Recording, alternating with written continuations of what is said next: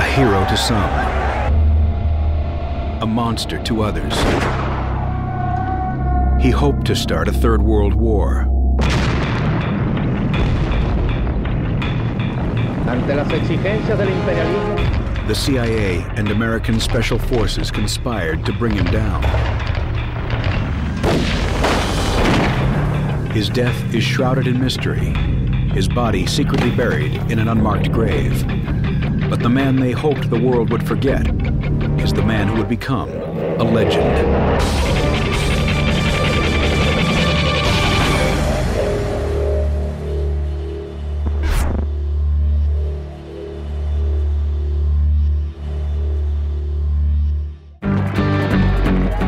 He's a man lionized by youth and revolutionaries around the world, the face on millions of t-shirts.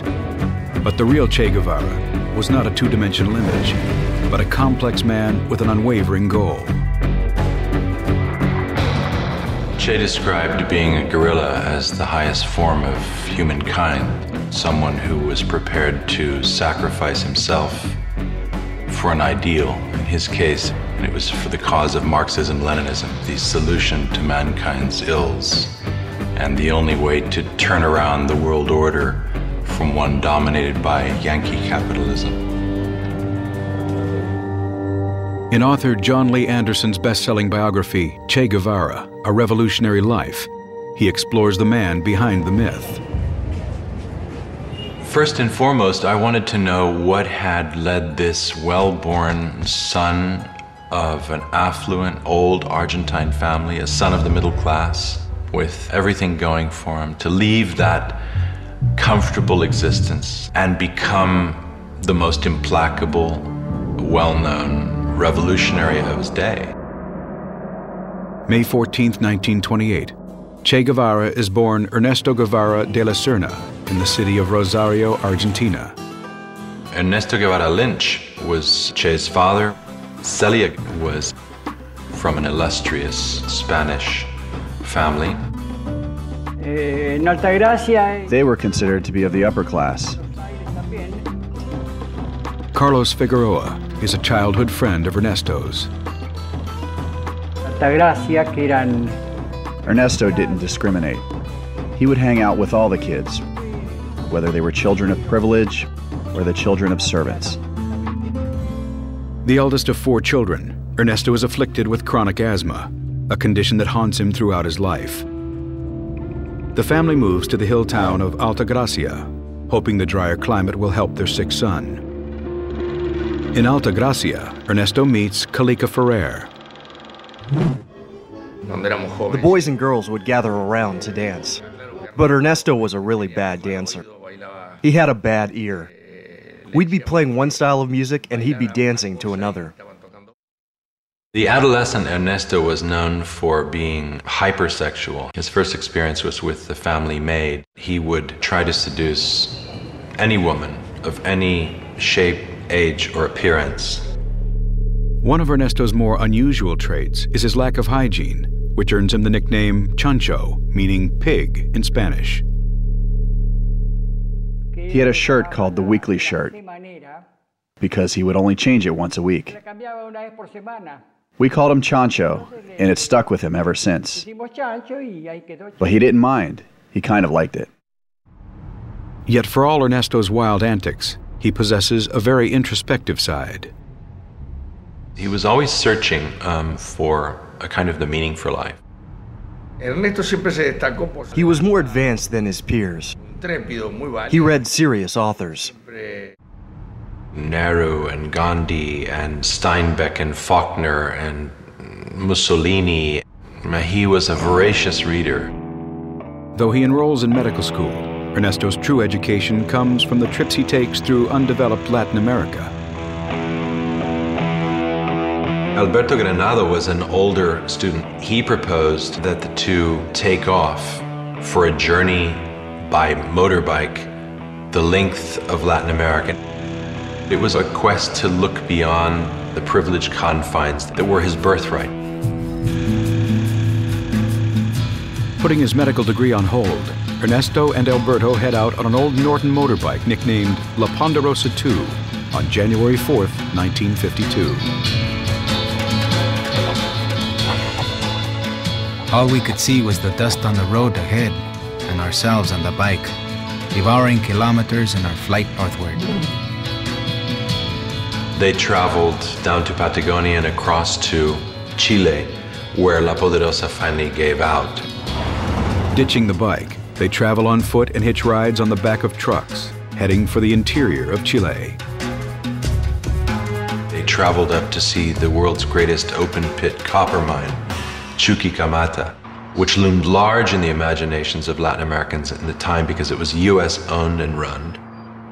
It was this notion of the kind of monstrous capitalist enterprise exploiting the local workers. American companies like Anaconda and Kencock monopolized Chile's mining industry. American companies went to Latin America for two reasons: cheap raw materials and cheap wages. To a young nationalist and a young idealist of the early 1950s, it would be very hard to look upon US policies as practiced in Latin America kindly. He saw something that he hadn't seen before. He saw the face of poverty. In America, Ernesto, being who he was terribly bothered by what he had seen. le chocó terriblemente. From Chile, Ernesto and Alberto head to Peru and then continue on to Venezuela. After 7 months on the road, Alberto decides to stay in Venezuela, while Ernesto returns home to Buenos Aires to complete his last year at medical school with a new social conscience. All this wandering around, or America with a capital A, has changed me more than I thought. When he finished medical school, he said, "See, you thought I couldn't do it, but I graduated. So pack your bags, because we're going to be leaving soon." Ernesto and Calica head for Bolivia. Along the way, they meet other young travelers. They were students. They had invited us to see Guatemala. Ernesto is intrigued by the students' political fervor and the situation in Guatemala, where President Jacobo Arbenz is attempting to bring about a social revolution through land reform. Arbenz was intent on nationalizing the unused land of the major U.S. banana and fruit companies, particularly United Fruit. Of course, United Fruit was a company that had very close ties to the Eisenhower administration. The Secretary of State, John Foster Dulles, had been on the board of United Fruit. John Foster Dulles was the brother of Allen Dulles, the director of the CIA. United Fruit paid a very skilled public relations specialist to kind of whip up a frenzy about the threat of communism in this small, impoverished country of Guatemala. December 24th, 1953. It is amid this charged atmosphere that Ernesto first arrives in Guatemala. Soon he is introduced to a Peruvian woman named Hilda Gadea. Hilda immediately became besotted with him. She had even went to the point where she pawned some jewelry in order to keep him in his hostels. And eventually they began sleeping together. Hilda introduces Ernesto to followers of a 26-year-old Cuban lawyer named Fidel Castro. He had led an attack on the Moncada military barracks, the second largest military garrison in Cuba, in an audacious attempt to overthrow Cuba's president, General Fulgencio Batista. Many of the people that attacked the barracks, a lot of whom were students, former students, workers, organizers, a lot of them were killed, tortured, killed. The ones that survived, including Fidel Castro and his brother, were sentenced to prison. Castro was serving a 15-year sentence, but Ernesto is deeply impressed with his men. Unlike his Cuban friends, Ernesto is not committed to any cause or ideology, but the ouster of Guatemala's President Arbenz changes his view. The first CIA-sponsored coup in Latin America took place in Guatemala in 1954. And essentially the army got scared and told Arbenz that he had to resign, and he did. Castillo Armas is placed in power on June 27, 1954. He's seen by many as an American puppet. He begins arresting suspected communists and anyone connected to the old regime. Threatened with jail and possibly execution, Ernesto takes refuge at the Argentine embassy.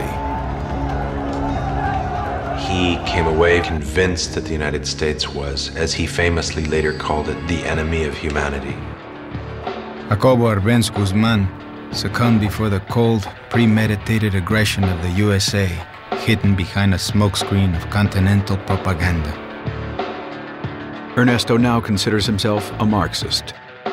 Communism seemed to offer a way forward and a ready-made ideology for the kind of new society that could rise from the ashes of the old.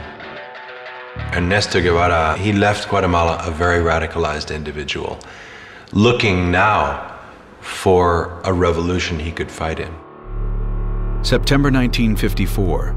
Like many other leftists, Ernesto heads for Mexico City, where former President Cardenas had successfully nationalized its oil fields in the 1930s. Mexico had a historic standing as one of the countries on the flank of the United States who had stood up to Yankee imperialism at the turn of the century. Ernesto reconnects with his Cuban friends and is introduced to Raul Castro. After serving 22 months in prison for his role in the Moncada siege, he has come to Mexico City to try and rebuild his older brother Fidel's organization. They liked one another. He was a Marxist, as opposed to Fidel, who was still in prison. Succumbing to international pressure, Batista releases Fidel Castro after having only served a 2-year sentence. He also heads for Mexico City. This was a person who had tried to overthrow a dictatorship by the force of arms, and what a lot of people consider almost like a brazen, crazy attack on the Moncada barracks. Now he was exiled from his homeland, and guess what? He was organizing to try and go back and do the same thing. Where Ernesto is reserved, serious, a communist, Fidel Castro was none of these things. He'd gotten into the rough and ready politics of his day and had positioned himself as a patriot and nationalist. He was not yet a Marxist-Leninist. August 1955. Eager to meet the man who had stirred such passion in his followers, Ernesto asks Raul to arrange a meeting. The meeting lasts all night. Political occurrences having met Fidel Castro, the Cuban revolutionary, a young man, intelligent, very sure of himself, and of extraordinary audacity. I think there is a mutual sympathy between us. They share many of the same ambitions and the same nemesis, the United States. Ernesto is invited to join the July 26th movement, named after the date of the Moncada siege. The only non-Cuban in the group, he signs on as troop doctor and is given the nickname Che. Argentines say Che when they talk to one another. It's an old term meaning, hey, you. And so they began calling him Che. Hilda had been left behind in Guatemala. She now joins Che.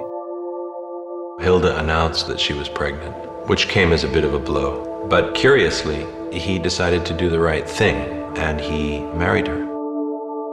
Soon after the birth of his daughter Hildita, Che pours all his energy into the movement and the big push for Cuba. Almost immediately, he was off for long periods of time in a ranch outside Mexico City, where they trained militarily. He turned out to be one of the best shots in the group. But word soon gets out, and Che, along with Fidel Castro and most of the July 26 movement members in the city, are arrested and detained. They're in jail for a month. Upon their release, the movement goes underground. Fidel Castro continues with his plans of overthrowing Batista and purchases a beat-up old boat for $15,000, appropriately named the Grandma, to take his small army of 82 from Mexico to Cuba. They anticipate a 5-day journey. Che writes a letter to his mother informing her of his actions. Hilda is to mail it if he should die in battle. In essence, saying his last goodbyes to Hilda and his young daughter, that if he survived, he would see them again. But, the revolution called. 2 a.m. on the morning of November 25th, 1955. 82 men board the Granma. With our lights extinguished, we left the port of Tuxpan amid an infernal mess of men and all sorts of material. Fidel's words began to take on reality. In 1956, we shall be free or we shall be martyrs. His cause was revolution in Latin America. The next objective was Cuba, to liberate Cuba. And he had ceased to call himself Ernesto Guevara. He had become Che.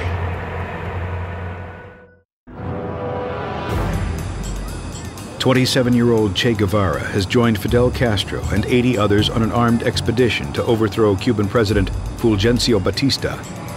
On November 25, 1955, the small army boards an old boat named the Granma and heads for Havana. 90 miles off the Florida coast, the island of Cuba is enjoying benefits from its booming tourist industry. Havana was the whorehouse of the Caribbean. It was a place where Americans went on dirty weekends. There were live sex shows, showgirls. It was full of prostitutes, drugs. It was a carnival atmosphere to which a lot of American tourists flocked. And there were some very positive aspects of it, but there was another Cuba, and the other Cuba was a Cuba that was basically run militarily by a dictatorship. Although the Eisenhower administration supports Batista, most Cubans consider him a ruthless dictator. Fulgencio Batista was as much of a thug as ever governed a Latin American country. He was somebody who was considered beholden to U.S. economic interest, to the interests of the U.S. mafia in Cuba. The 7-day passage aboard the Granma has been turbulent. The entire boat took on an aspect both ridiculous and tragic. Men with anguished faces, holding their stomachs, some with their heads in pockets, others lying in the strangest positions, immobile, their clothing soiled with vomit.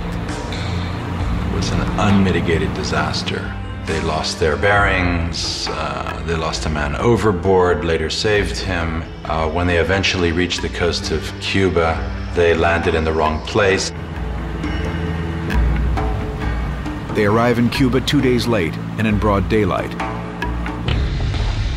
As the old boat approaches Las Coloradas Beach, they hit a sandbar. Foundered and had to stumble ashore into a marsh. Before the troops have a chance to regroup, Batista's Air Force attacks and sends Che and the rest of Fidel Castro's men fleeing.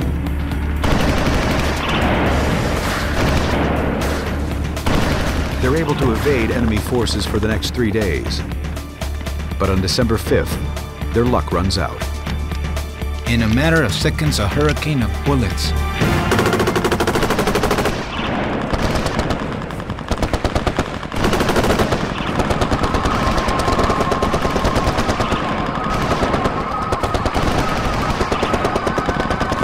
This only added to the Dantesque and grotesque scenes around us. A stout guerrillero trying to hide behind a single stalk of sugarcane. And another, without really knowing why, crying out for silence in the midst of the tremendous uproar. More than 2/3 were massacred immediately. Che was wounded in the neck. He had to make a split-second choice between taking with him his rifle and ammunition or the first aid kit. He left the first aid kit and took the ammunition. When Che finally reunites with Fidel Castro and the others, he's shocked to see how small the group is. Only 17 of the original 82 men on board the Granma, amongst them Che and the Castro brothers, Fidel and Raul, were amongst the survivors. The invasion was such a disaster that news reports initially sent out the news that Fidel and Che had died. Fidel Castro, Che, and the others regroup and move towards the Sierra Maestra mountain range. The Sierra Maestra was the mountain range nearest the coast where they landed and where Fidel planned to base his guerrilla movement. The Sierra Maestra is home to renegades, smugglers, and a hardy peasant population. Either were I or the other farmers in the area aware that there was a revolutionary movement taking place. It took us by surprise. I knew nothing about politics. 16-year-old Dario Ramirez, nicknamed Benigno, works on his father's farm in the Sierra Maestra. They arrived at my home to ask for food, and we gave them some. But I didn't help them because I sympathized with them. I helped them out of fear of repression. The strangers in the mountains are viewed with suspicion. Who are these bearded, smelly strangers with guns making a noisome intrusion into their lives? Fidel Castro tries to convince the peasants to side with him and his men. He decided to impress upon the peasants that he would bring about an agrarian reform. And he did that by basically stealing a bunch of cows from landowners and liberating them and handing them over to the area's peasants. That was a fairly popular move. Castro decides it's time to make the rebel presence felt and plans for an attack on an army outpost in the area. Che is heading for his first battle. On January 22, 1957, the rebels stage an ambush on an army patrol.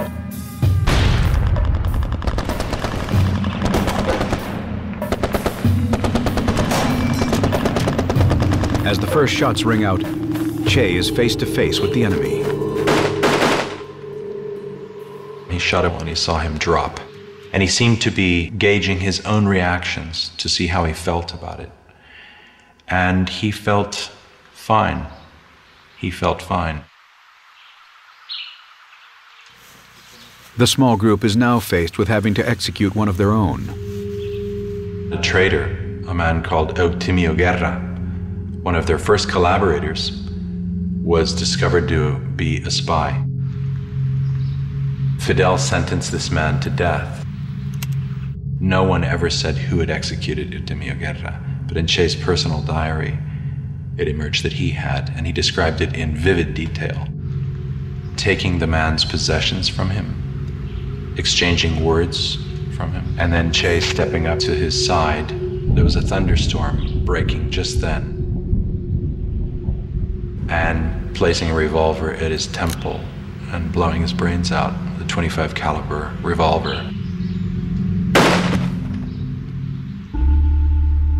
Che inspected the entry and exit wound, very much the doctor, writing down that he had slept fine with what he had done.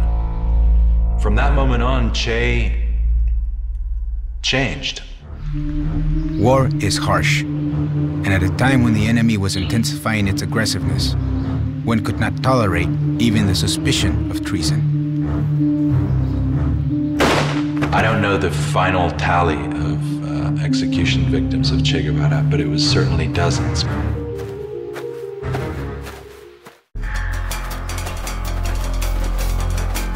February 17, 1957.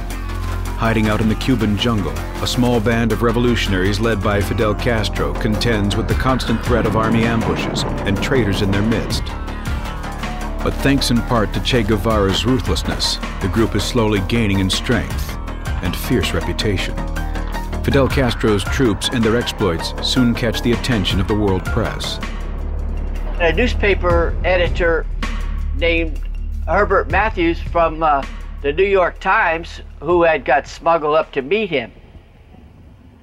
Castro gave the impression to Herbert Matthews that he had like 100 to 150 men. In fact, the mighty rebel army is made up of only 20 men. When the article is published a month later, it confirms that Fidel and Che have survived the initial attack by Batista's forces and that their movement is thriving in the Sierra Maestra. In response, Batista deploys 1,500 more soldiers to hunt down the rebels. On March 25th, Batista's army arrived at my house. They surrounded my home and opened fire because I had been reported as a collaborator with the rebel army. They killed my wife. That's why I joined the rebel army. Meanwhile, July 26th urban members sign up reinforcements. One of the new city recruits is Chuck Ryan. a 19-year-old American attending high school at Guantanamo Bay, where his father works as a U.S. Marine Corps medic. We had a large society with the Cubans. We were all friends, and we went to their weddings and their baptisms and things like that. Well, I offered to help them to get gun supplies to fight against the dictatorship. Soon, Chuck and 2 other teenagers from Guantanamo are invited to join the rebels. So we talked about it and settled a few things and left letters for our parents. The American teens, along with 50 other new recruits, are taken into the Sierra Maestra. One of the first people they meet is Che. I think that the real reason they sent Che was those men that we came with, many of them were very ill because it took us 30 hours of walking to get up those hills with those packs. There are other American volunteers. One of them is 18-year-old Don Saldini. Whole rebel army, including Fidel, Che, Raul, and my group, was estimated to consist of 300 men. Life within the rebel camp is not easy. I had no soles on my boots. We ate when we could. Sometimes we didn't have water. We marched for a couple of 100 miles over the mountains. I was plagued with dysentery and what have you. In the jungles of Cuba, the rebels are vulnerable to all types of health problems, which Che treats. We would get large infected mosquito bites on our legs and things.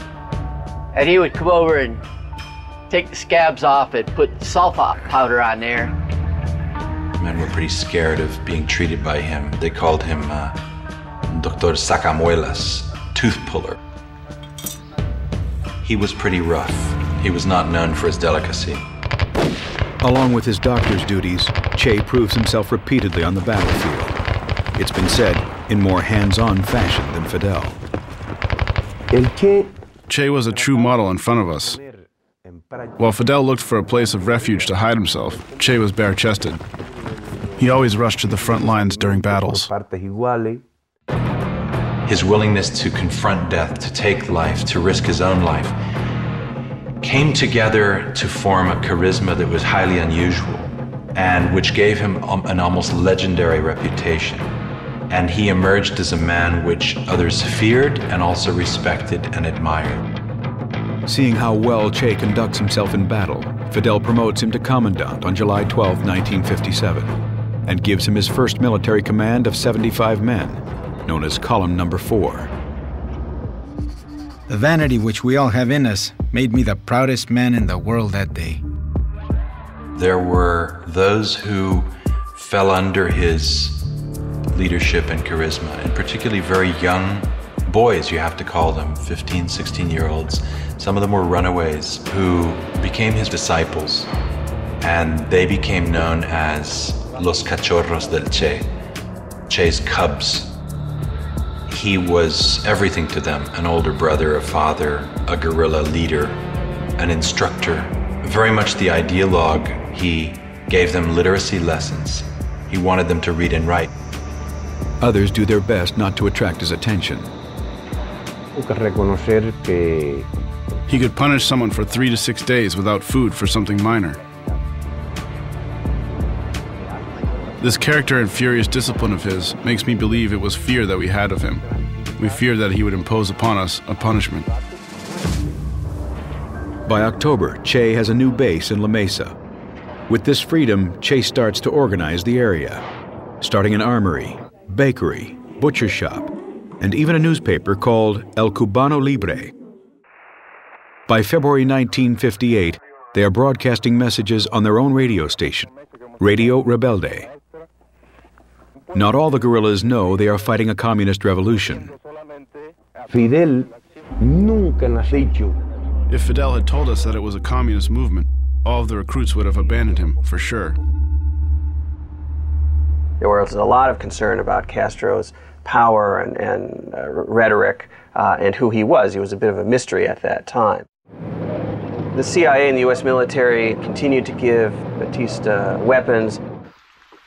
The Sierra Maestra swarms with Batista's troops, yet the rebels maintain the upper hand, having gained enormous support from the local population. Batista's army was on the ropes, and it was to Che that Fidel looked to take the war to the north. After 18 months in the Sierras, it's time to expand the war to the other parts of Cuba. Che Guevara and his column marched 370 miles to Las Villas province, strategically positioned near Santa Clara, Cuba's fourth largest city, just 4 hours from Havana. In late 1958 that he met Aleida March. She was a supporter of the July 26 movement. Aleida had smuggled weapons and messages from the cities to Che's camp. But on one such mission, her cover is blown. She ended up staying in the mountains and joining Che. And in the course of the coming weeks, as they left the Escambray to do battle against Batista's army in the towns around Santa Clara, they became lovers. Meanwhile, the guerrilla war intensifies.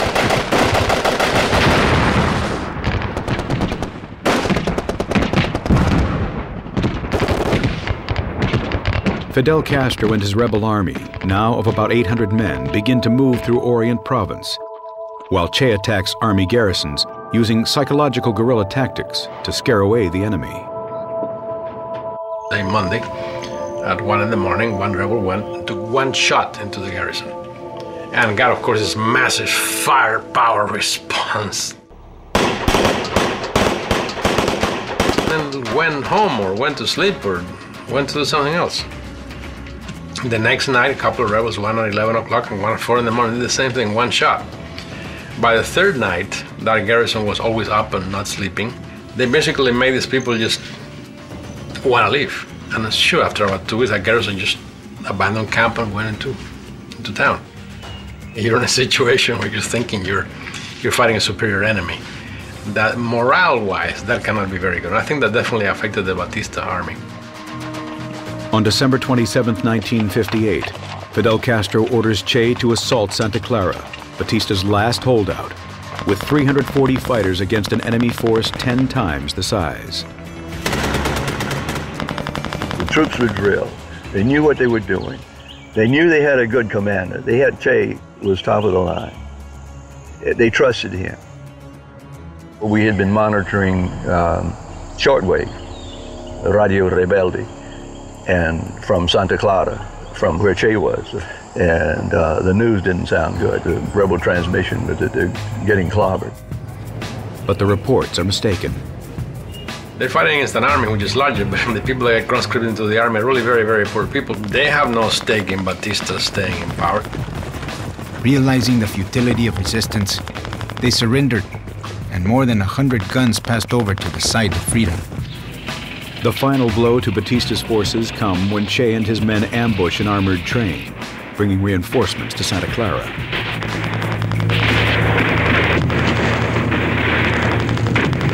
On December 31st, 1958, Batista fled Havana with his entourage and several millions of dollars in cash. As news of Batista's departure spreads, troops begin to surrender.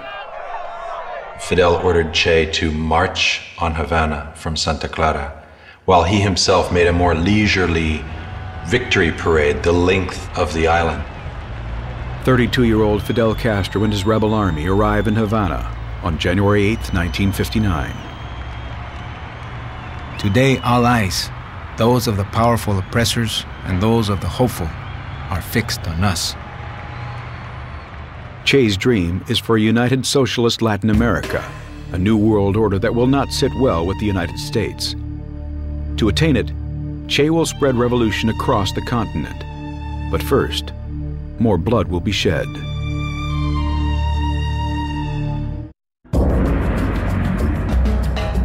January 2nd, 1959, Havana, Cuba.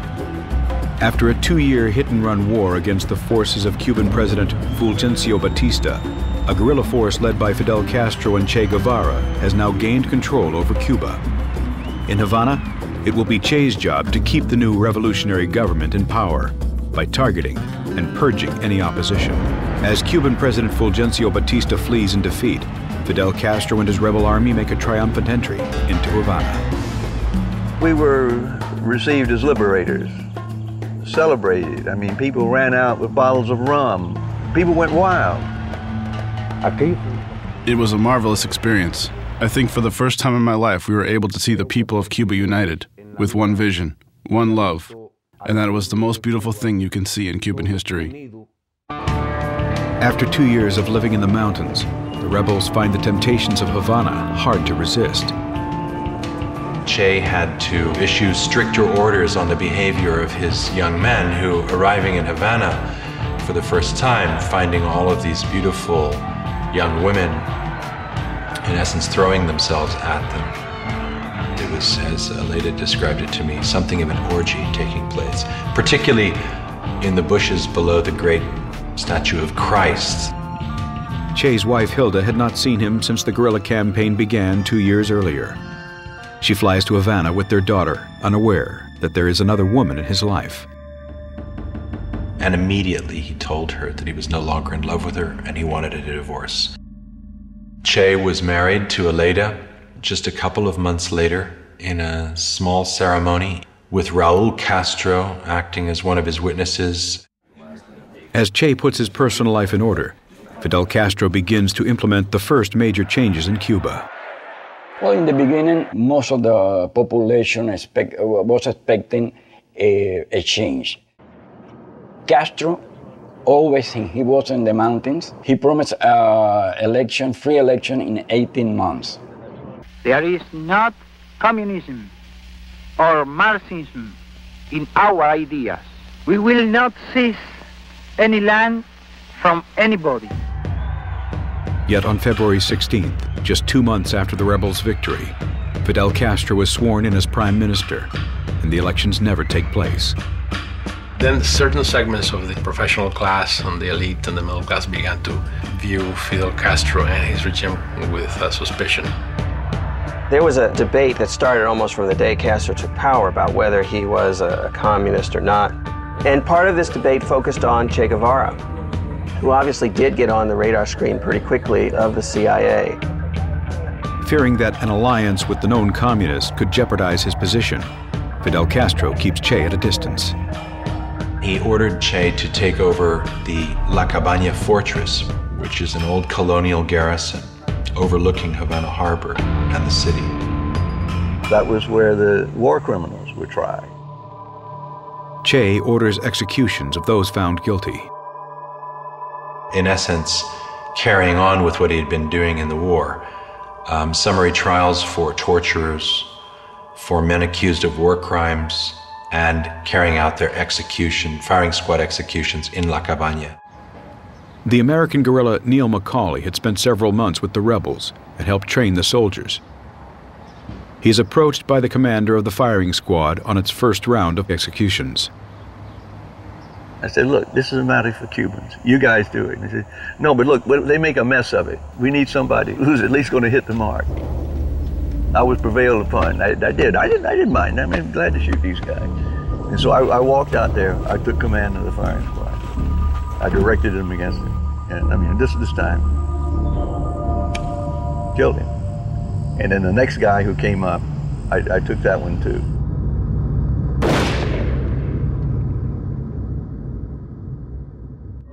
Over the next 18 months, hundreds, some say thousands of people are executed by firing squad.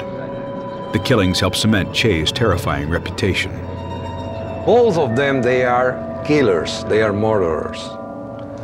Castro has killed thousands of people, and Che Guevara has killed thousands of people too. So Che was a devil.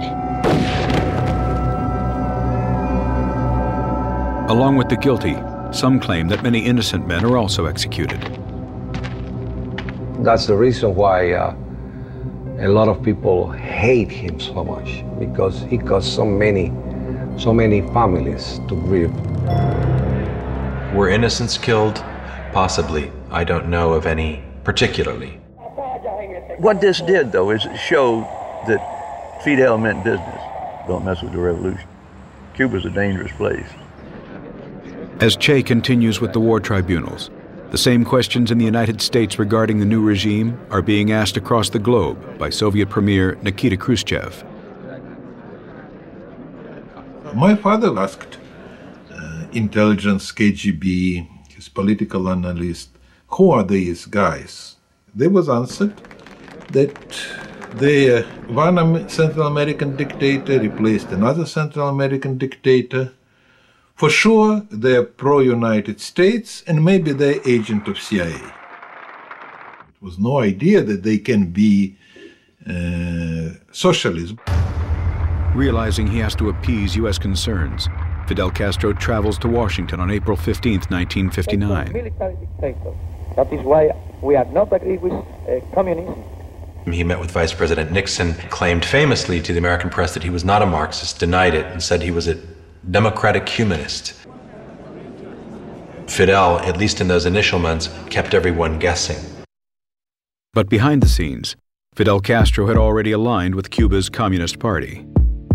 It'll always be an open question whether Fidel became a Marxist himself because of pragmatic opportunity or evolved over time. There is no doubt Fidel Castro is influenced by Che's ideological convictions. Che was vital in being a sounding board and an advisor to Fidel during the key years in the Sierra when he built up his role as the revolutionary strongman and also in turning him leftward. Fidel Castro shares Che's ideology and determination in changing the course of Cuba. Secretly, he had Che and some of his more radical colleagues meeting and privately drafting the outlines of the future communist state of Cuba. The government begins to prepare for Cuba's agrarian reform law, which calls for the seizure of private property. But before the plan is implemented, Che is sent overseas. So to American spies watching Cuba, and even a lot of Cubans, they thought that, Fidel has marginalized Che. He's gotten that radical out of the way. June 12, 1959. Che leaves Cuba to visit Asia, Africa, and Europe, and makes his first contacts with the Soviet Union. He offers them a deal the U.S. had rejected to buy several million tons of Cuban sugar. It was the rule of the Cold War, even that you don't think that these people will be your allies or your friends. But if they're trying to do something negative to your enemy, you have to help them. The Soviets agree to buy what the Americans won't. They need weapons, so Soviet Union started to sell their old Soviet tanks and some fighters, airplanes. The Soviets also supply them with oil, which U.S.-owned refineries in Cuba refuse to process. Che had a public face and a clandestine existence, which was understood and encouraged by Fidel. And rewarded by him. Che is given an important new role in the Cuban government as head of the Industrialization Department and is appointed president of Cuba's National Bank.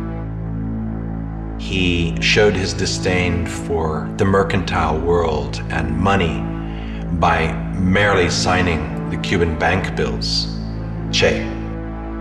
To me, it was an insult to the Cuban people when he signed the first currency, and he signed Che Guevara. That was an insult. The capitalist structure of Cuba is coming to an end. Castro, he decreased the standard of living, so instead of making richer everybody, he made poor everybody. Fidel Castro signs an agrarian reform bill, and on May 7, 1959, the first seizures of large agricultural land holdings are made. The people, they start to see the reality, what's coming on.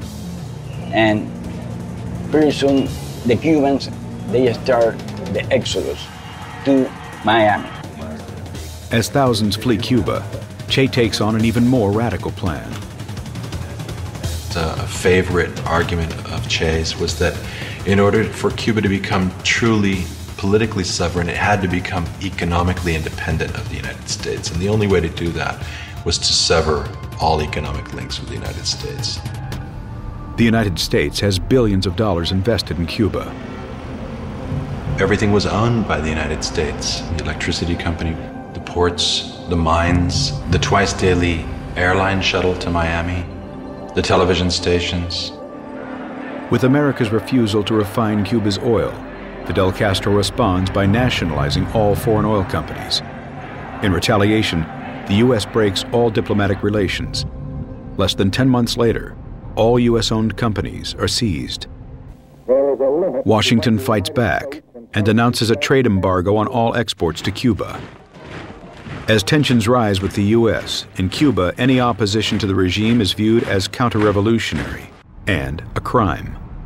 Even the practice of religion is frowned upon. Several dozen Catholic priests are expelled from the island. Over a Bible, they promise to fight until we had Cuba free or until death. And mainly the founders of that organization, my organization, they die in front of the firing squad. The killings were terrible, everywhere. I didn't want to live under a regime like that, and my wife didn't want to. As thousands flee Cuba, the stage for confrontation with the United States is set.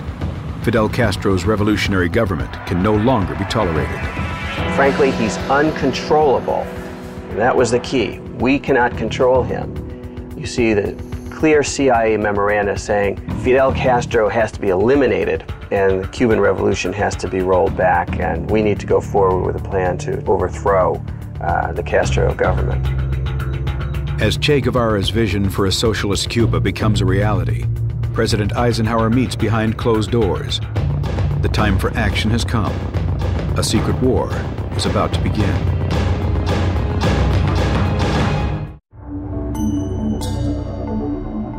Within a year of Fidel Castro coming to power, the capitalist economy in Cuba has crumbled. Che Guevara is directly involved in seizing land. Foreign interests are nationalized. Thousands of Cubans are leaving. Relations with the U.S. sour, and Cuba sets its sights on the Soviet Union. America takes action. A plan has been presented to President Eisenhower, and he signs it. A covert operations program to invade Cuba goes forward. The U.S. responded to the radicalization in Cuba by building up its biggest ever CIA base in Miami, recruiting thousands of Cuban exiles to work for it. One of the CIA's recruits was a young man called Felix Rodriguez. Born and raised in Cuba, Felix's family fled to Miami after Fidel Castro came to power. I learned that they were training camp to go and fight Castro, so I joined them. And I was then 18. The Cuban exiles train in Guatemala under the direction of the CIA, and a smaller group is sent into Cuba.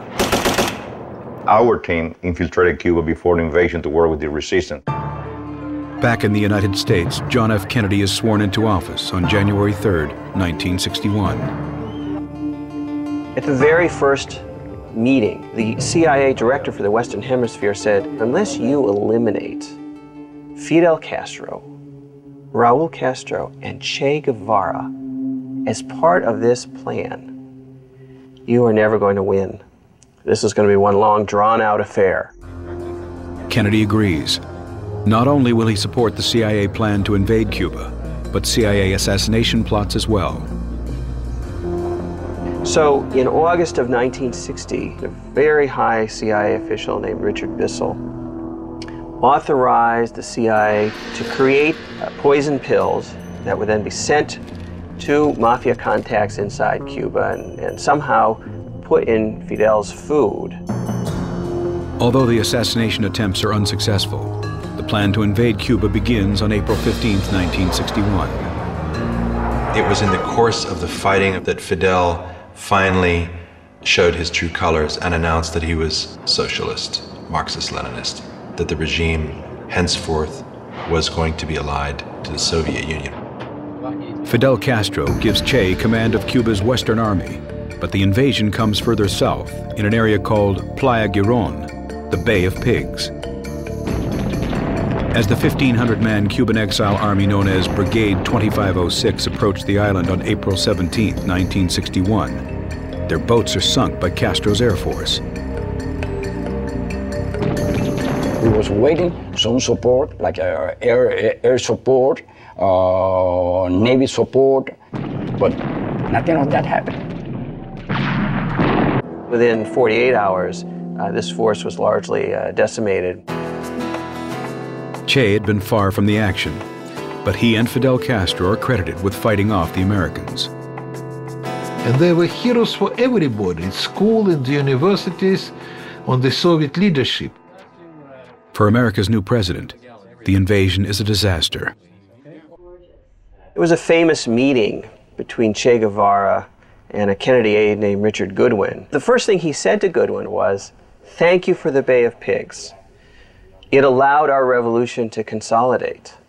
Before the invasion, we were a somewhat fragmented, young government, but after the revolution, our victory and the kind of nationalist fervor that your invasion caused has allowed us to truly move forward far more stronger than we had been before.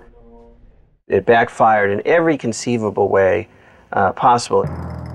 Fidel Castro and Che are convinced that America will invade again and turn to the Soviets for protection.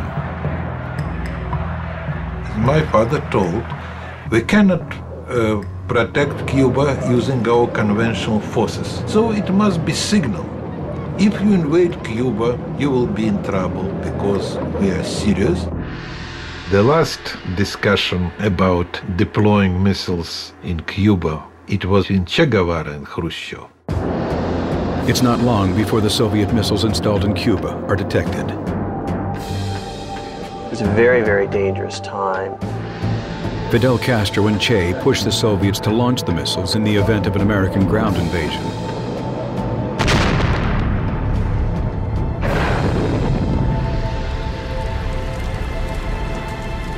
Castro was so aggressive that Khrushchev totally cut him out of the loop on these negotiations.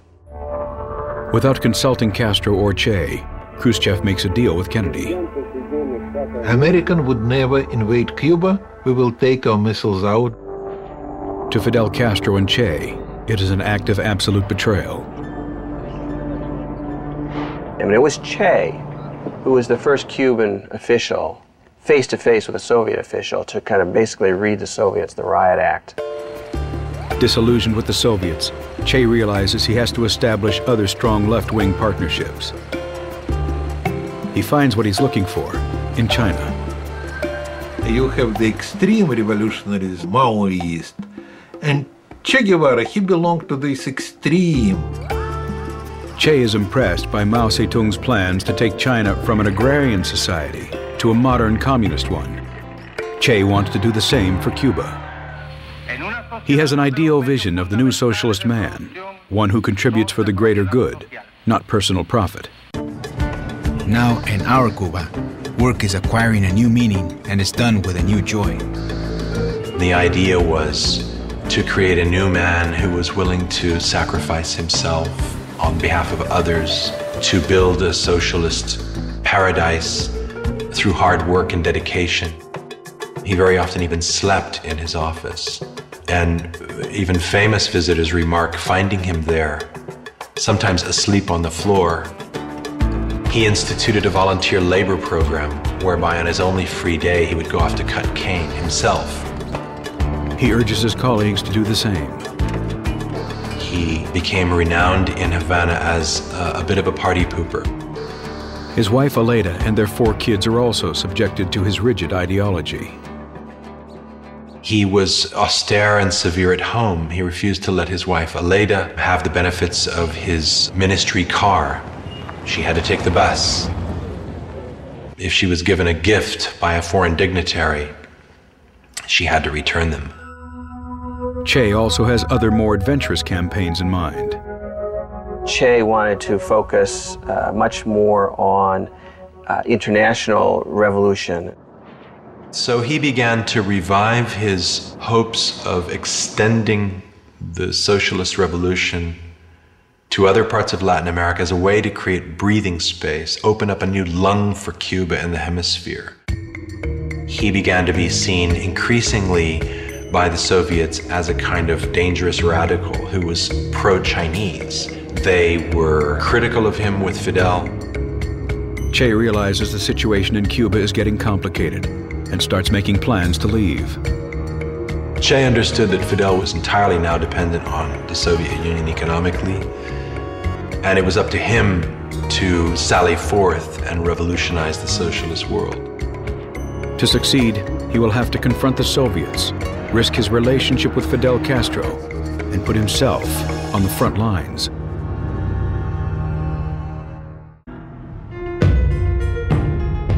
By 1963, Cuba's economy has hit an all-time low. Che Guevara's plans to propel the country forward have failed. His solution is to end Cuba's reliance on the Soviets and spread the revolution around the world. Che became increasingly disenchanted with the way things were shaping up to be in Cuba as a Soviet satellite. August 1964.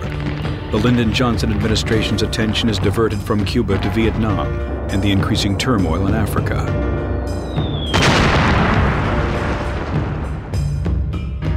The Cubans also have their eyes on Africa, particularly on what had been the former Belgian Congo. The Congo lay at the heart of Africa. It could be a kind of motor or heart for socialist revolution which could radiate outward and liberate the hemisphere. President Kasavubu's government, backed by the CIA, fights a rebel group called the Congolese National Liberation Movement. The CIA creates an army of about, on average, 1,000 mercenaries, half from South Africa and Rhodesia, the other half from Europe. And the Cubans felt that they should go and support the forces who were fighting the United States-backed groups. The impression Che Guevara got was of a revolt that was still very strong and with very committed leaders. With the Congo in mind as a place ripe for revolution, Che heads to New York and the country he has for so long despised. He came to the United States in December of 1964 and addressed the United Nations.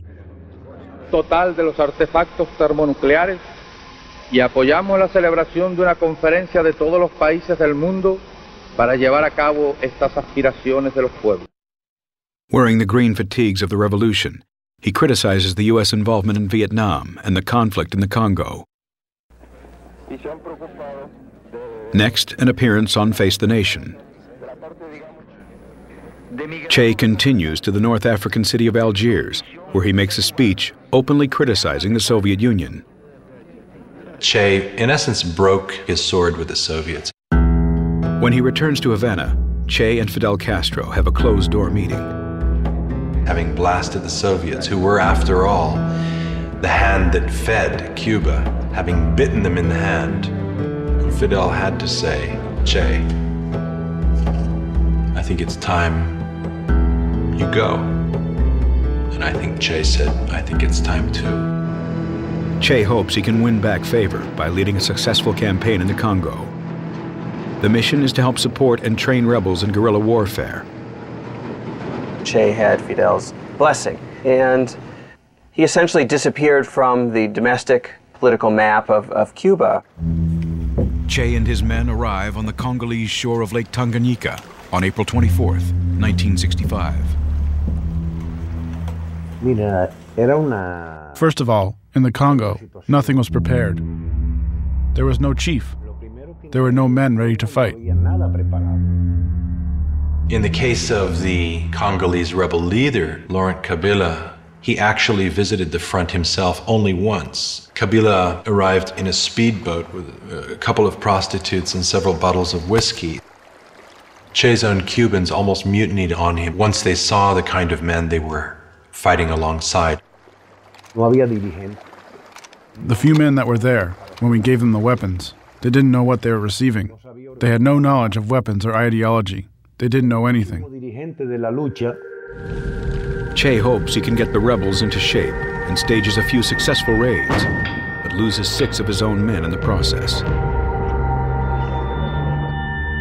Che had not been seen in almost a year. CIA believed that he had died or might have even been killed when he left Cuba.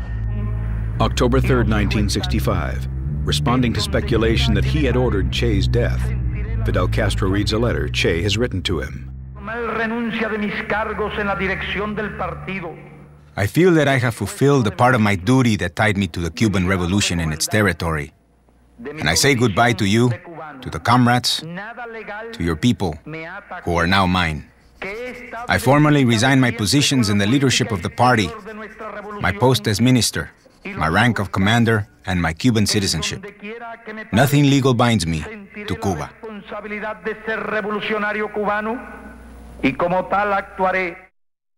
Che had not expected the letter to be read publicly.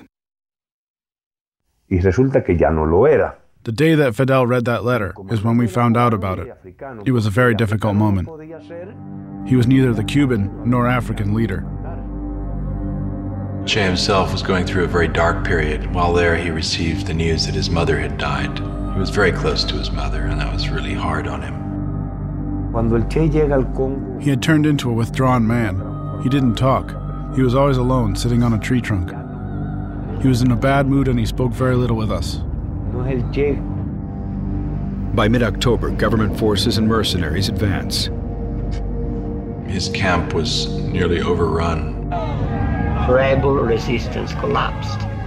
And at the same time, what you have is the decision of the government of Tanzania that they're no longer going to support this war. Fidel urges Che to abandon the mission and bring his fighters home. Their retreat from the Congo was ignominious. That's how he himself described it. They just barely escaped with their lives. Admitting defeat, Che holds up at the embassy in Tanzania and then moves to a safe house in Prague. Fidel sent couriers to him, urging him to reconsider and return. Che refused. He refused to go back to Cuba after having given his word that he would go off and, if necessary, die to lead other revolutions elsewhere. After some time, Fidel told Che that he had brokered a deal with the head of the Bolivian Communist Party for him to go to Bolivia. He jumps at the chance. In Bolivia, Che's plan is to train a guerrilla force to start a liberation war that would spread all across the hemisphere. What he hoped to do was to spark off enough guerrilla insurgencies around the world that would attract American firepower, distract it from Vietnam, and ultimately sap it of its strength, and to overturn the world order once and for all. He was trying to start World War III. A war that will wipe out capitalism and install communism in its place. If he was successful, he'd be able to change the world. I don't think Che ever really contemplated failure. After the failed mission in the Congo and his farewell letter to Fidel Castro read publicly, Che Guevara refuses to return to Cuba without a success. His plans to expand the revolution bring him to Bolivia. November 1966.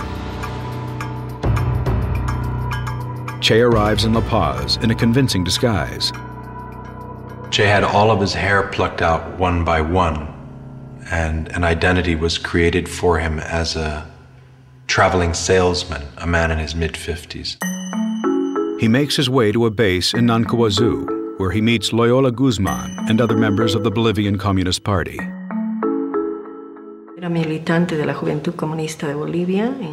The encounter with him was a surprise because of rumors that he was held prisoner in Cuba, that Fidel was going to kill him, that he was leading guerrillas in other countries. Che explains the mission to the group. He explained the objective, which was an armed struggle in many Latin American countries, to make one, two, many Vietnams. But soon, Che changes the plans. Instead of using Bolivia as a base to start revolutions in other countries, Bolivia will be used as the starting point for the revolution, which he himself will lead. The party secretary general at that time, Mr. Monge, went into the camp and spoke with Che Guevara. And he told him that the only chance they could have was if the Bolivian Communist Party, Moscow line, would take the lead of this movement. Che refuses to give up his position of leadership. The party has taken up arms against us, and I do not know where this will lead, but it will not stop us. But the loss of support from Monge's group leaves Che with only 24 soldiers. They include some of his old Cuban comrades. By the time they arrive in Bolivia, Che's disguise is well grown out. When we arrived, there was none of what Fidel had promised was there. There was no food, ammo, medicine, or anything.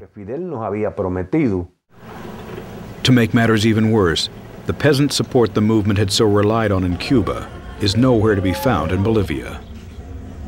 We had a land reform in 1952, so every peasant was the owner of his own piece of land. We had a democratic government, and we had free press. The Chaco region of Bolivia, where Che has chosen to begin his campaign, is also unwelcoming.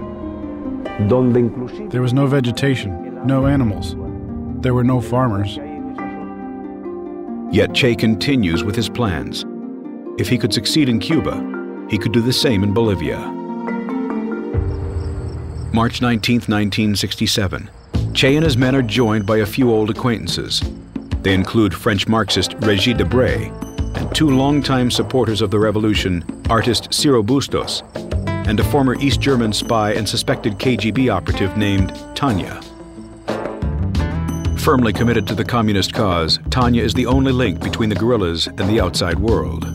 Tanya was the one who searched for everything before starting battle, from clothes, shoes, food, ammo, and everything. She quickly mobilized and got everything. She reached the highest levels of the Bolivian government. But on one trip to the jungles, her cover is blown.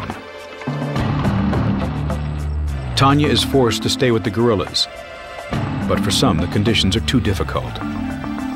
The first informations came from deserters, but that confirmed the information about foreigners in the region, armed and with the intentions of creating a guerrilla force. The army sends a patrol of 40 men into the area. And that patrol was ambushed by the guerrillas. And on the 10th of April, we had another two ambushes. Two patrols were ambushed again by the guerrillas. Che decides to split the group in two. A rebel leader named Joaquin will take the rear guard, while Che joins the vanguard. He instructs Regis Debray and Ciro Bustos to try to get a message out to Fidel Castro. In their attempt to do so, they're captured and taken prisoner by Bolivian armed forces. Sergeant Miguel Arroyo interrogates them. Bustos practically spoke voluntarily because he was very worried. We gave him food and he talked. Bustos drew images of the Cuban guerrillas without naming them. And that's when they were able to see Guevara's profile, with the beard and his pipe. Regis Debray confirms Che's identity. When he resurfaced in Bolivia in 1967, you see the CIA intelligence reports saying, well, I guess we were wrong in thinking that he might have been dead these last several years, because it appears that he's alive and well and promoting revolution in the jungles of Bolivia. The CIA sends a couple of agents to Bolivia in June 1967. One of them is Felix Rodriguez, the man who at age 18 had trained for the Bay of Pigs and had volunteered to assassinate Fidel Castro and Che. The Bolivian government was sure that he was trying to promote the guerrilla in the area. With evidence of Che trying to start a guerrilla war in his country, Bolivian President Barrientos starts a propaganda campaign against them. They would say that if we went out, we would be mugged and raped by guerrilla fighters. That's what would be rumored. With Che Guevara back on the radar, America begins to gear up to help the Bolivians. It is absolutely clear that the CIA made this #1 priority in the summer of 1967.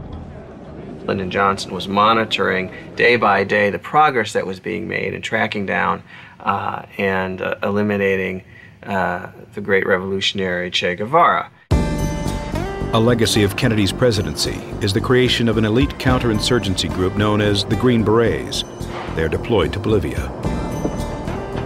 The mission was to train from scratch a Bolivian Ranger battalion, specifically trained in tactics, to go after Che Guevara and his guerrillas. 800 Bolivian soldiers are selected and trained at a camp called La Esperanza. We were like kids in a toy store, practicing with real war munitions, particularly machine guns, rifles, hand grenades, rockets. They were willing students, they were enthusiastic. They turned out to be good soldiers. As things heat up in Bolivia, Che decides it's time to leave, but not without all his comrades. It's been 4 months since Che's column has seen the rear guard. They had stayed behind at base camp with the sick, including Tanya. She was physically in pretty poor shape. She had a uterus cancer that was eating her, and there was a report from the guerrilla that she was delaying the movement of the guerrilla because she could hardly walk. Che wants to link up with the group to make their way towards the Andes for their final escape. Only days apart, both groups begin to move separately towards the Rio Grande. On August 31st, Joaquin's column gets there first. And they contacted a peasant to show them how to cross the river. But the peasant betrays them and informs the army exactly where Joaquin plans to cross.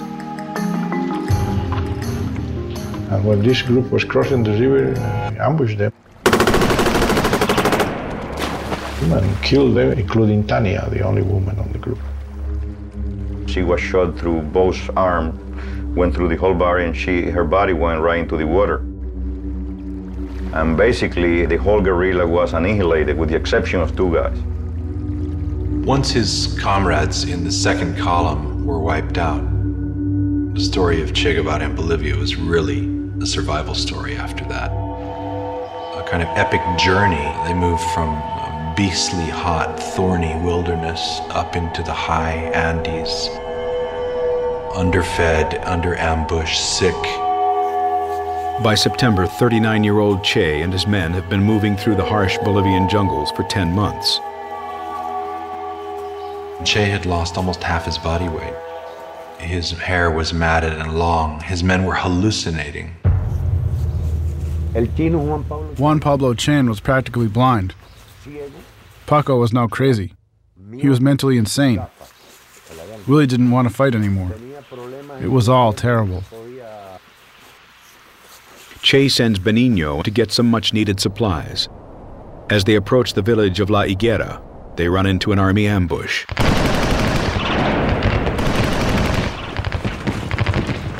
We automatically went from 22 men to 17.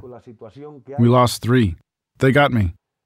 The bullet entered here and stayed here by the medulla. I was able to return to where Che was located. Wounded, sick, and exhausted, the guerrillas move slowly through a ravine near La Higuera. On October 8th, they're spotted by a local farmer who reports back to an army officer. The 2nd Ranger Battalion is immediately deployed to the area. Everyone had to get their weapons and get ready.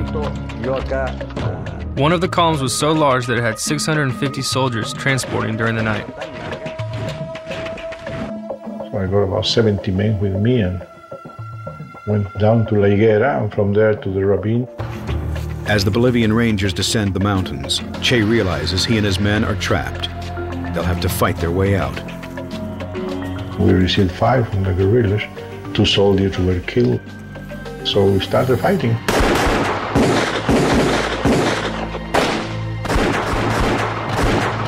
The guerrillas are clearly outnumbered.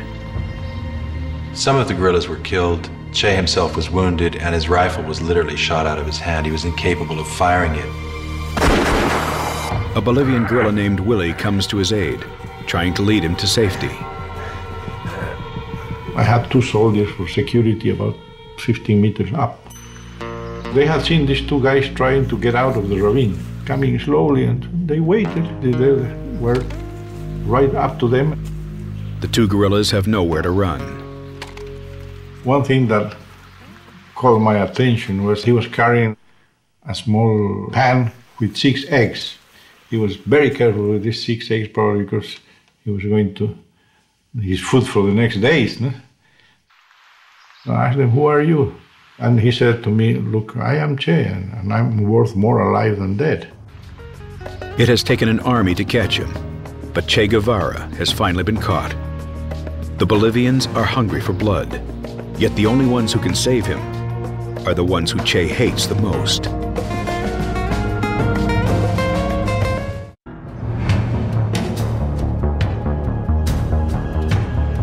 October 8, 1967. After 11 months on the run, Che Guevara's dreams of revolution have come to a bloody end in the Bolivian jungles. We knew Che had been taken prisoner. We planned an escape, to get out and report what had occurred, the truth about Bolivia. With most of his men dead, Che and Willie, a rebel soldier, are escorted out of the ravine. I gave him a soldier to lean on, and he walked all the way. It's an arduous hike. It takes several hours, and they took him to La Higuera, where he was placed in the little mud-walled schoolhouse there. They had put Che in the place where I worked, and they guarded him in a very responsible manner.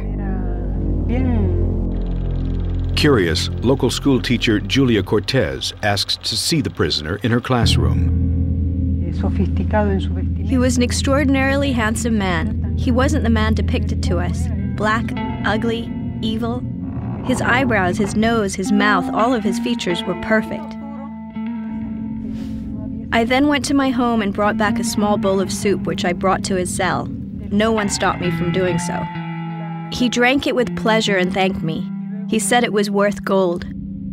Captain Gary Prado also speaks to Che. I asked him, "Why didn't you give up a few weeks ago? Why didn't you just disband your guerrilla?"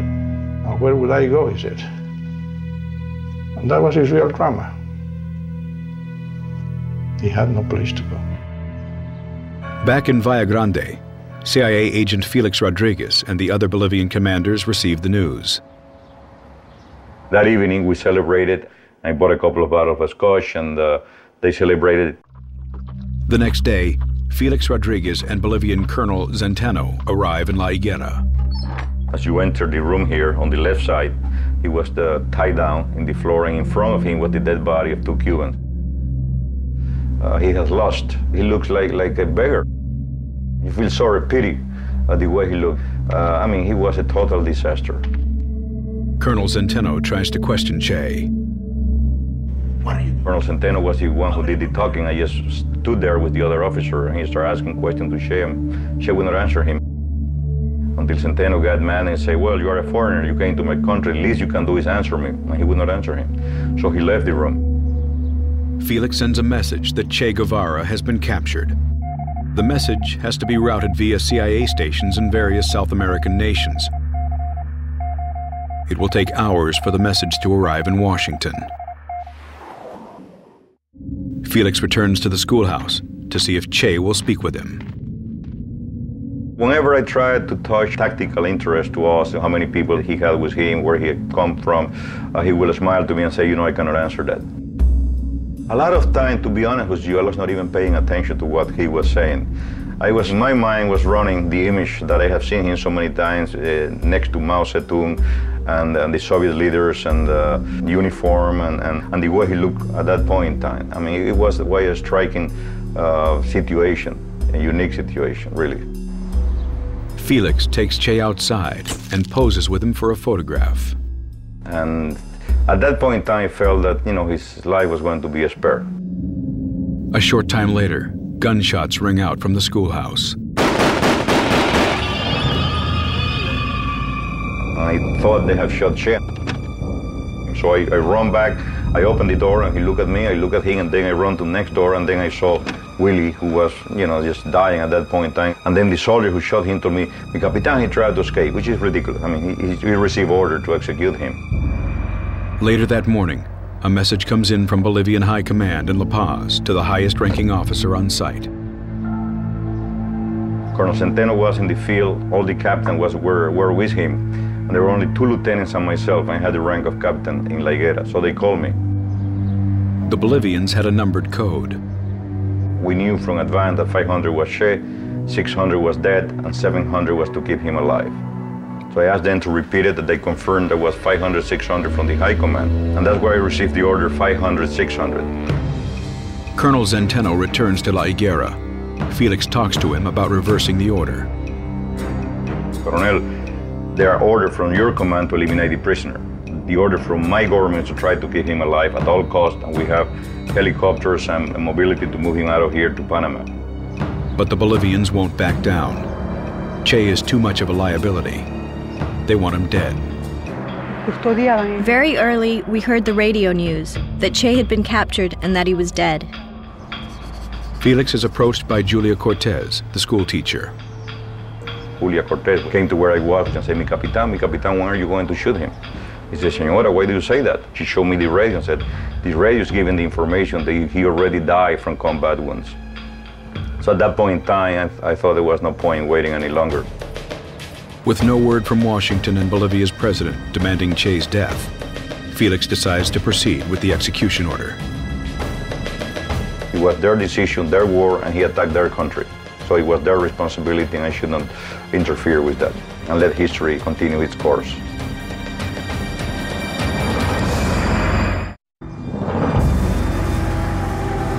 Only a day after Che Guevara's capture, the Bolivian government orders his death. News reports falsely claim he has been killed in battle. Held in a cell with the dead bodies of his comrades, Che Guevara awaits his fate. 12:30 p.m. on October 9th, CIA agent Felix Rodriguez enters the schoolhouse. He was sitting in the bench. I stood in front of him and said, "Commander, I'm sorry, I tried my best." He turned white like a piece of paper. But he composed himself and said, "It's better this way. I should have never been captured alive." And I asked him, say, "If I can send a message, do you want anything for your family?" And then he changed and said, "And if you can, tell my wife to remarry and try to be happy." Che stood up. He thought that Rodriguez was going to kill him then and there. Felix told me that he then embraced Che as a gesture to a kind of noble enemy, said goodbye, left the room. Rodriguez went out and asked for volunteers. Mario Turan, a young sergeant, steps forward.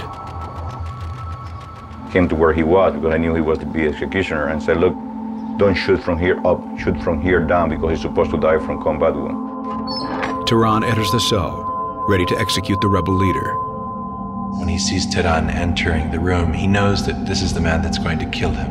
You know when you look into your murderer's eyes. He knows he's about to die. When Turan came in, he said, "Shoot, coward, you're only going to kill a man. In other words, you're not going to kill my ideas." Turan fired several bursts into Che, and the first seemed to hit his arm. Che fell on the ground and bit his hand hard to avoid crying out. And then Turan finished him off with another burst, something like 9 bullets that entered his body. The fatal bullet entered his thorax, and he asphyxiated on his own blood. Captain Gary Prado and Captain Celso Torrelio came down, and we all came into the room. And then Gary Prado said, "Mi Capitan, I think we have finished with the guerrilla in Latin America." He wasn't even put in the helicopter, he was just tied to it. I saw it with my very own eyes. He was tied on with a rope. Before the helicopter leaves, a priest steps forward. He gave the last benediction. He's the man who is an atheist, who doesn't believe in God, and he did receive the benediction of the Catholic Church. Che's body is flown to the local hospital in Valle Grande. People from miles around come to view the body. One of them is local portrait photographer Rene Kadima.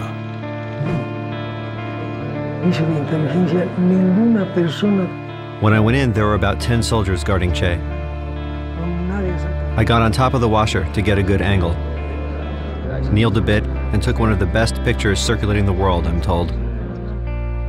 That evening, Felix meets with the top brass of the Bolivian army. One of the generals is concerned people may not believe this is really the body of Che Guevara. And he said, if Fidel Castro denied that this is Che Guevara, we need really a proof of it. And he said, cut his head and put in formaldehyde. He said, you are a head of a state, you cannot present the head of a human being as a proof. So he said, Colonel, cut both hands and put in formaldehyde. So they cut both hands at this level. Che's hands are sent to Cuba as proof that he is dead. It was the next day when Che's body disappeared. Che's body, along with his dead comrades, have been secretly buried in an undisclosed place. It was a combination decision between the Bolivian president, the CIA, and the generals on the ground there. The idea was to deny Che a burial place where his followers would find him and be able to render tribute to him. October 18th, Fidel announces Che's death to the people of Cuba. When I heard that Che had died, I didn't believe it. I didn't think it was possible. Around the world, people demonstrate in protest against his execution. In death, Che's legend grows. His face has come to be the quintessential icon for youthful defiance of the status quo. Che's burial site remains a mystery for 28 years, until author John Lee Anderson uncovers the truth. I had an interview with the retired general, Mario Vargas Salinas, and it occurred to me, almost in passing, just to ask him, so, where's Che's body? Which I knew to be a military secret. And much to my shock, he sat back down and said, well, look, I've been wanting to tell you about that. And he told me. The remains of 7 bodies are found in Valle Grande. And I'll never forget going to this pit, and they just told me under their breath, they said, John Lee, that's him. You're aware that you're looking at a crime scene that an entire state had tried to cover up. And so you feel history just wash over you, and I felt great about revealing that history. Che and the others are finally laid to rest in a tomb in Santa Clara, Cuba, on the 30th anniversary of his death.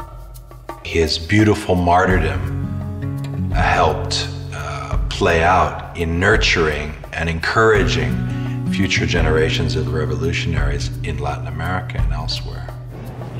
Yet Che's only real success as a revolutionary had been in Cuba. The problem is that he failed, and none of the things that he wanted to change have been changed yet. Most of the people that had contact with Che Guevara and helped him in any sort of a way really paid the consequences. From the whole group in Bolivia, only 3 of us survived. 3 of us Cubans. I am in part glad that Che did not live to see all the things that are now going on in Cuba, because he would die of a heart attack, rage and disgust. Benigno now lives in exile in Paris and is considered a traitor in Cuba. Che is still remembered in Bolivia. Its socialist president, Evo Morales, is a critic of the United States. If we had a Che Guevara today, we would easily be undergoing huge transformations. His principles for life, sovereignty, for Latin America, for the people, it is these principles that we share and take with us as we go forward. Now is when we need a Che. Not so much for the armed force, but for the defense of humanity. Nobody talks about guerrilla warfare anymore today. It's all terrorism. It's not Che Guevara, it's Osama bin Laden and people like him. Che was almost a purist. He didn't agree with terrorism. There were no car bombs in Che's world of war. There were no suicide bombers. There was the idea of noble sacrifice. In the end, Che was a paradox, both someone whose social indignation and passion I can empathize with and understand, but someone whose cold logic at times and whose rhetoric, and sometimes whose actions, I found terrifying. Someone whose aspirations were to change the world and who tried but ultimately failed.